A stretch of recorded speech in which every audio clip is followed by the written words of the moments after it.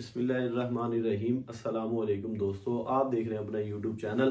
उम्मीद करता हूं कि आप सब खैरियत से होंगे। आज मैं आप लोगों के लिए लेके आया हूं क्लास 9 चैप्टर 1 की एक्सरसाइज 1.3। एक्सरसाइज पर जाने से पहले मैं आपको करवाना चाहता हूं application of real number in daily life. Daily life के अंदर रियल नंबर का इस्तेमाल कहाँ पे है, जैसे कि साइंस एंड इंजीनियरिंग के अंदर। साइंस एंड इंजीनियरिंग के अंदर कहाँ पे है, जैसे कि हमने बताना होता है कि जी कि कोई किसी भी चीज का डिस्टेंस बताना है तो रियल नंबर में बताना पड़ेगा। मेडिसिन एंड हेल्थ, अगर आप कोई टैबलेट लेने जाते हैं, दवाई लेने जाते हैं, तो उसको बताते हैं कि जी ये 100 ml में होगी, 20 kg 20 mg की होगी। ये सारे नंबर इसमें सब के अंदर क्या इस्तेमाल हो रहा है, रियल नंबर। इन्वायरमेंटल साइंस के अंदर जैसे कि हम लोग हमारे इन्वायरमेंट में मुख्तलिफ गैसेज मौजूद हैं, तो गैसेज की जो क्वांटिटी है उसको भी किससे रिप्रेजेंट करना पड़ेगा, रियल नंबर से। उसके बाद है कंप्यूटर साइंस। कंप्यूटर साइंस के अंदर भी रियल नंबर का, जैसे कि हम लोग मेमोरी कार्ड लेते हैं 2 GB 3 GB, ये सारे के सारे कहाँ से नंबर आ रहे हैं, रियल नंबर से। नेविगेशन एंड ट्रांसपोर्टेशन, हम लोगों ने सफर कहीं करना होता है तो सफर बताने के लिए हम किलोमीटर का यूज करते हैं, लैटिट्यूड का जिक्र करते हैं। ये सारी चीजें कहाँ से हमें बताती हैं, रियल नंबर के इस्तेमाल के बारे में। अब मैं आप लोगों को लेकर चलता हूं टेम्परेचर कन्वर्जन पे। रियल लाइफ के अंदर, डेली लाइफ के अंदर रियल नंबर का एक इस्तेमाल के टेम्परेचर कन्वर्जन में इस्तेमाल होते हैं। ये कैसे, तो उसके कुछ फार्मूलाज मैंने आपके सामने लिखे हुए हैं। K is equal to K से kelvin is equal to degree centigrade plus 273। अगर आपने कन्वर्जन करनी है सेंटीग्रेड की फारेनहाइट में, तो उसके लिए फार्मूला 5/9 F-32। अगर आपने कन्वर्जन करनी है फॉरेनहाइट की सेंटीग्रेड में, तो उसके लिए है 9/5 डिग्री सेंटीग्रेड प्लस 32। इसको मैंने थोड़ा सा इस्तेमाल करते हुए 9/5 को मैंने लिखा 1.8 डिग्री सेंटीग्रेड प्लस 32। मतलब हम आम इस्तेमाल में इसके बजाय ये वाला फार्मूला भी इस्तेमाल कर लेंगे तो कोई फर्क नहीं पड़ेगा। उसके अलावा जो दूसरी एप्लीकेशन है वो है प्रॉफिट एंड लॉस। मतलब रियल नंबर्स के अंदर हम लोगों ने अब पढ़ना है प्रॉफिट एंड लॉस। इससे पहले वाली 9th साइंस वालों बच्चों की, उसके अंदर प्रॉफिट एंड लॉस नहीं होता था। आर्ट्स के जो बच्चे होते थे उनको प्रॉफिट एंड लॉस पढ़ाया जाता था।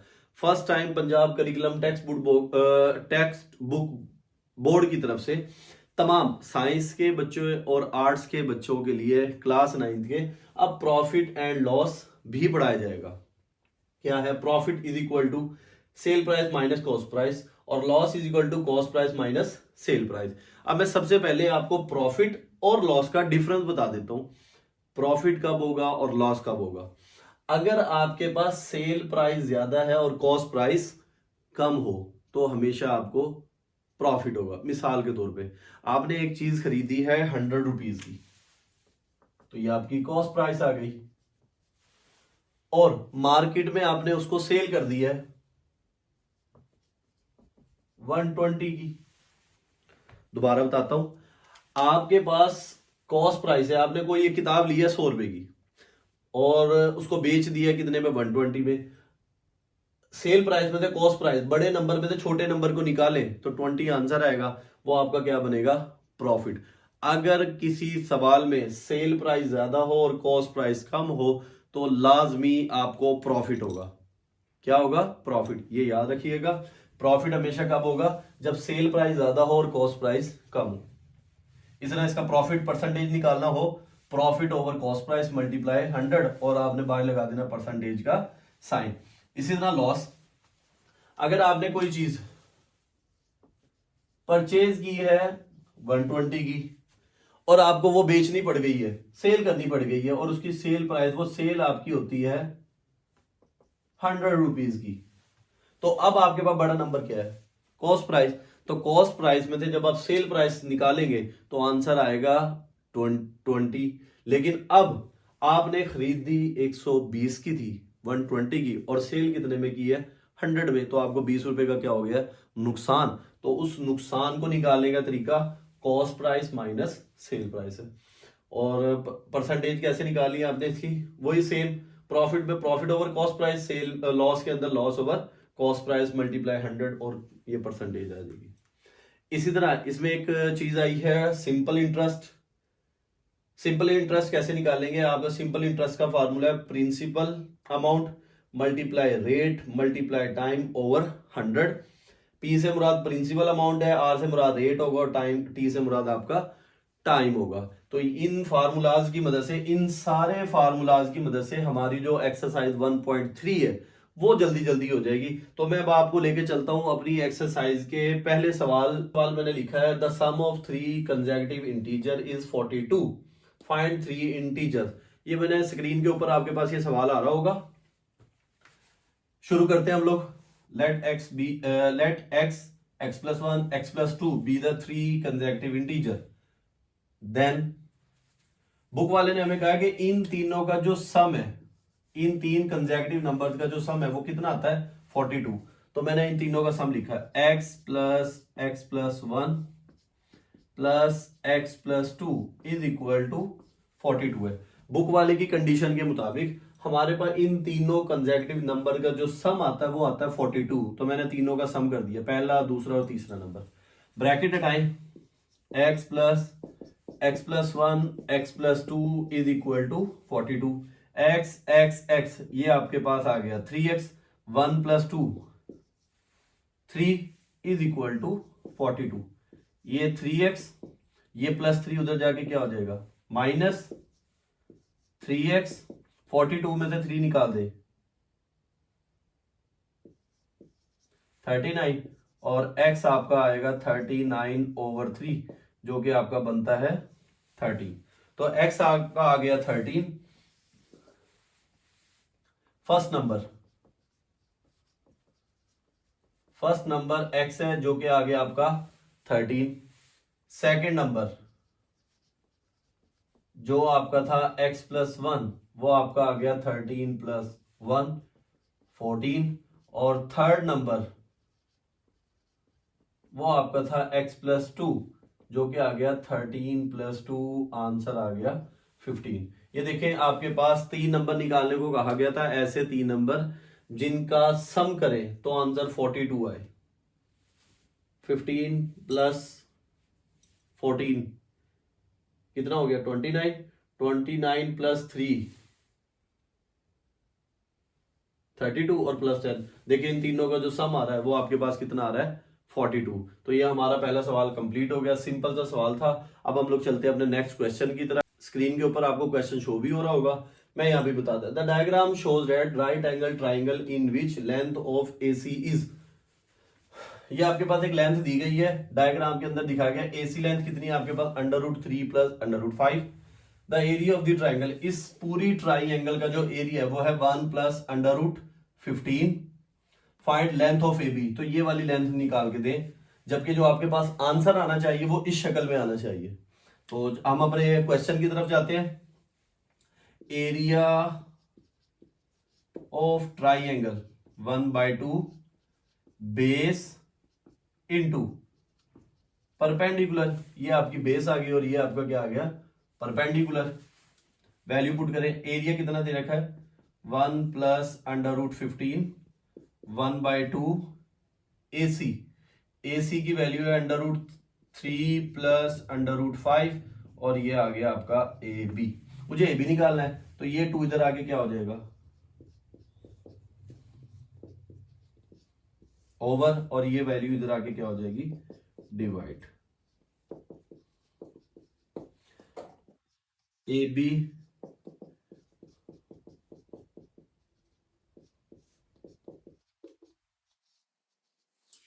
देखिए जी, हम लोगों ने पढ़ा हुआ कि जब भी आपके पास क्वेश्चन में डिनोमिनेटर में रेडिकल फॉर्म आ जाती है तो रेडिकल फॉर्म को सोल्व करने के लिए हम रेडिकल फॉर्म का कॉन्जुगेट लेंगे और उसको दोनों मल्टीप्लाई कर देंगे, ऊपर मल्टीप्लाई कर देंगे,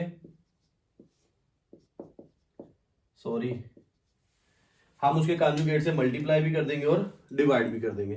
तो मैंने देखे दोनों काम कर दिए। अब हम लोग चलते हैं इसको सॉल्व करने की तरफ।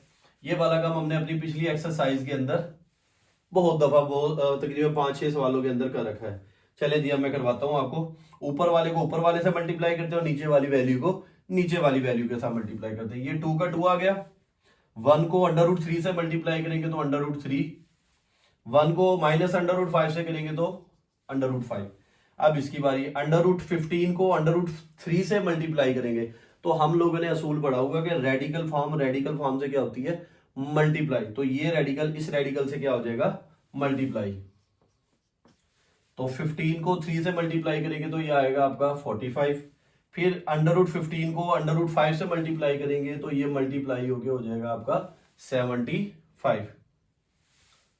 उम्मीद करता हूं कि आपको तमाम बच्चों को ये मल्टीप्लिकेशन समझ आ गई होगी। अब हम लोग चलते हैं नीचे वाली साइड पे। देखिए ये एक दफा प्लस में और एक दफा माइनस में, बार बार ये सवाल किया हुआ तो इसलिए फर्स्ट का स्क्वायर माइनस √5 का स्क्वायर, ये 2 का 2 आ गया, √3 √5, इसको मैं ऐसे लिख सकता हूं और इसको ये √ से स्क्वायर कैंसल, √ से स्क्वायर कैंसल, 3 √5, 9 की √ होती है 3 तो वो बाहर आ जाएगा, 25 की √ होती है 5 वो बाहर आ जाएगा और ये रह गया 3। 3 माइनस 5 -2, ये आ गया -2। अब हमने करना है प्लस माइनस, ये वाले 2 से ये वाला 2 कैंसल। देखिए ये √3 और ये वाली वैल्यू भी √3 है, तो ये प्लस का 1 और ये माइनस के 5, -5 में से 1 निकाल दे तो ये आपका आ जाएगा -4 √3। माइनस का 5 और प्लस के 3 है, 3 में से 1 निकाल दे ये आपका आ जाएगा 2 और √5, और नीचे आपका पड़ा था -1। जब ये माइनस ऊपर लेके आएंगे तो इनके साइन क्या हो जाएंगे, चेंज। माइनस वाला हो जाएगा प्लस √3, प्लस वाला हो जाएगा -2 √5। ये आपका हो गया सवाल कंप्लीट। ये आपका आ गया A B। ये कर लिया हमने, अपना दूसरा पार्ट हो गया। अब बुक वाले ने कहा था, देखिए मैं मैच करके बताता हूं, बुक वाले ने कहा था कि क्या आप ये वाला जो आपने इसका आंसर निकालेंगे वो इस शक्ल में होना चाहिए। देखिए A √3 प्लस B √5, ये रियल नंबर है तो प्लस भी हो सकता है, तो हमने ये वाली शक्ल बना के देनी थी, वो बन गई है। अब हम लोग चलते हैं 1.3 का अगला सवाल, क्वेश्चन नंबर 3। रेक्टेंगल है side of length 2 + √18 metre and 5 - 4 over √2 metre. ये आपके पास एक रेक्टेंगल है, रेक्टेंगल की 2 साइड्स आपको दी गई है। Express the area of rectangle in the form of this. आपने करना ये है कि इन 2 साइड्स की मदद से एरिया ऑफ रेक्टेंगल मालूम करना है। क्या मालूम करना है, एरिया ऑफ रेक्टेंगल। तो हम लोग अपने सवाल की तरफ चलते हैं, मतलब आंसर की तरफ चलते हैं। आपके पास एरिया ऑफ रेक्टेंगल का फार्मूला क्या था, is equal to length multiply width. Length आपको दी गई है 2 + √8 और विड्थ कितनी दी गई है 5 - 4 ओवर 2। सेम है, ये सिंपल से क्वेश्चन है। हमने इन दोनों को मल्टीप्लाई करना है। 2 को 5 से मल्टीप्लाई कर दें 10, 2 को 4 से मल्टीप्लाई करेंगे 8 और ये आ गया √2। 18 को 5 से √18 को 5 से मल्टीप्लाई करेंगे तो 5, ये इसके साथ मल्टीप्लाई करेंगे तो 4 √18 ओवर √2। अब आप ये सोच रहे होंगे कि सर ने 2 को 4 से मल्टीप्लाई किया है लेकिन √5 को इससे मल्टीप्लाई नहीं किया बल्कि साथ करके लिख दिया। ये असूल है कि रेडिकल फॉर्म रेडिकल से मल्टीप्लाई होगी और जो रेडिकल नहीं होगा वो बगैर रेडिकल वाले से। तो यहाँ पे 5 पे रेडिकल नहीं है, ये √18 से मल्टीप्लाई नहीं होगा, इसलिए मैंने इसको क्या लिख दिया साथ ही। अब मैं जरा थोड़ी सी ट्रिक इस तरह इस्तेमाल करने लगा हूं। मैं इस 8 को ऐसे लिखने लगा हूं 4 × 2 ओवर √2। इस 2 को मैंने लिखा है ऐसे, प्लस मैं भी अभी बताता हूं ये मैंने किया क्यों है। इसको भी थोड़ा था, जब साथ ही हम चेंज करें तो इसको भी 9 × 2 4, 9 इंटू 2 और ये आपका आ गया 2। मैंने देखे इस 8 को लिखा 4 √2 ये क्यों लिखा है, किस वजह से लिखा है, ये मैं भी आपको समझा देता हूं। 5 का 5 आ गया, 18 को लिखा 9 इंटू 2, 4 का 4 आ गया, 18 को लिखा 9 इंटू 2 और ओवर √2। अब ये मैंने क्यों लिखा है ऐसे, ये देखिए जरा, 2 है, इसके ऊपर अंडर रूट भी ले लें, स्क्वायर भी ले लें, इसको कोई फर्क पड़ेगा, ये स्क्वायर से इससे कैंसिल हो जाएगा। स्क्वायर का क्या मतलब होता है, वो क्वांटिटी कितनी बार आ रही है 2, तो इसलिए मैंने इसको ऐसे करके लिख दिया 2 टाइम।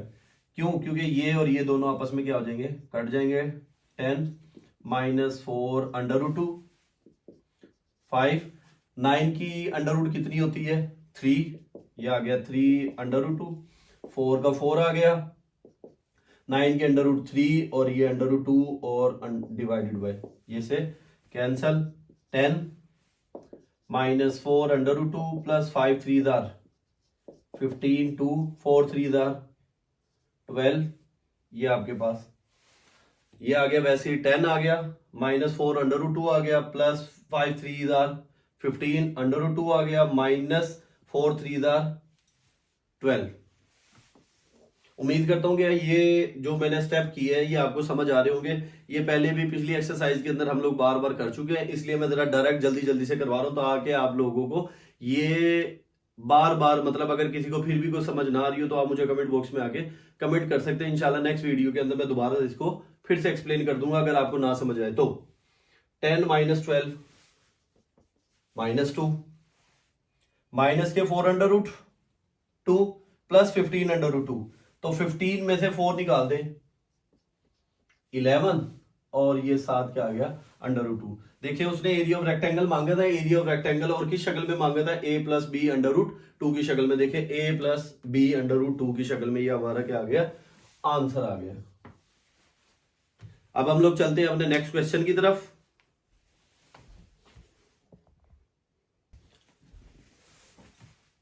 अब हमारा क्वेश्चन है question number 4, find 2 number whose sum is 68 and difference is 22 है। अब हम लोग इसको स्टार्ट करते हैं।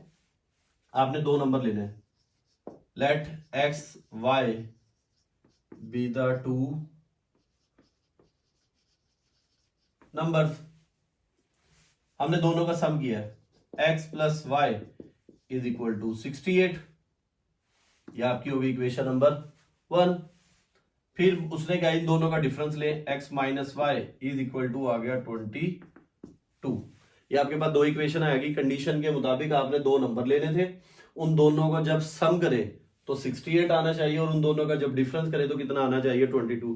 तो मैंने 2 नंबर लिए, दोनों का सम किया 68 आ गया और दोनों का डिफरेंस लिया तो वो कितना आ गया 22। अब मैंने इन दोनों इक्वेशंस में से x और y निकाल के देना है। ये याद रखिएगा, जब भी 2 इक्वेशंस हो और 2 वेरिएबल्स हो, उनको सोल्व करने के लिए हम लोग क्या करते हैं कि या तो उनके कोएफिशिएंट जो सेम वेरिएबल होगा, जैसे x x और y y, इनके कोएफिशिएंट्स इक्वल करेंगे। यहाँ पे कुदरती तौर पे हमारे सवाल में इनके कोएफिशिएंट सेम है, बस आपने प्लस माइनस करना है। यहाँ पे देखिए मैंने प्लस y है और ये माइनस का y है, मैंने इन दोनों इक्वेशंस को प्लस कर दिया। जब मैं इन दोनों इक्वेशंस को प्लस करूंगा तो क्या होगा, y से y cancel, x + x 2x और ये दोनों ऐड होके हो जाएगा आपके पास 8 + 2 10, 1 कैरी, 6 + 1 7, 7 + 2 9 हो गया। ये आपका आ गया 90। मुझे x निकाल के देना था तो ये 2 इधर आके क्या हो जाएगा, डिवाइड x = आ गया आपका 45। ये x तो सिंपल था, आ गया। अब हम निकालते हैं y। अब ये देखिए x की वैल्यू आ गई, तो इसको जिस मर्जी में इक्वेशन 1 या इक्वेशन 2 के अंदर आप पुट करके यहां से y निकालें। तो ये मैं पुट करने लगा हूं, x की जगह पर 45 प्लस y आ गया और ये आ गया आपका 68। मुझे y निकालना है 68 और ये 45 उधर आके क्या हो जाएगा, माइनस।